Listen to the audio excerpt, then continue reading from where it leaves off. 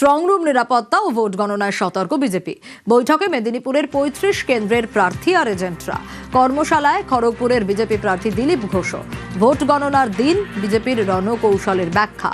গণনায় সমস্যা হলেই নেতৃত্বকে জানানোর নির্দেশ। প্রার্থী এজেন্টদের নির্দেশ সুনীল বানসাল, ভূপেন যাদবের। গতবারে যেগুলো আমরা করিনি, কাউন্টিং এজেন্টকে প্রশিক্ষণ দেওয়া, পোলিং এজেন্টকে দেওয়া আর ওদের প্রশিক্ষণ দেওয়া, সেটা চলছে সব জায়গায় ব্যাপকভাবে, যাতে কোথাও কোনো ভুলচুক না হয়।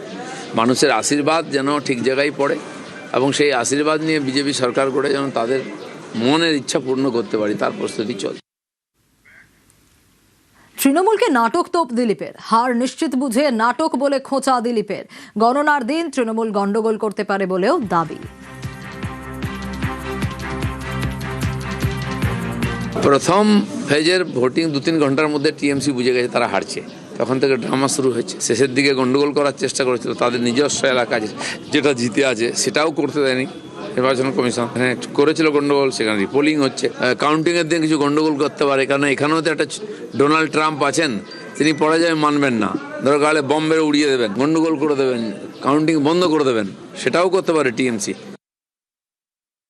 দিলীপ ঘোষ বিভিন্ন সময় শুভেন্দু অধিকারীকে আক্রমণ করেছেন, সর্বশেষ ট্রাম্প বলে আক্রমণ করছেন বলে আমাদের ওনার স্টেটমেন্ট থেকে অনুমান। তো উনি তো শুভেন্দু অধিকারীর বিরুদ্ধেই বেশি লড়েন। উনি তো শুভেন্দু অধিকারী এবং রাজ্যের যারাই তৎকাল বিজেপি, যারা দলবদলু বিজেপি, তাদের বিরুদ্ধেই তো দিলীপ ঘোষ বেশি লড়েন। তাদেরই আক্রমণ করছে, তারাই তো হারবে, সেই হারার কথাই তো দিলীপ ঘোষ বলছেন।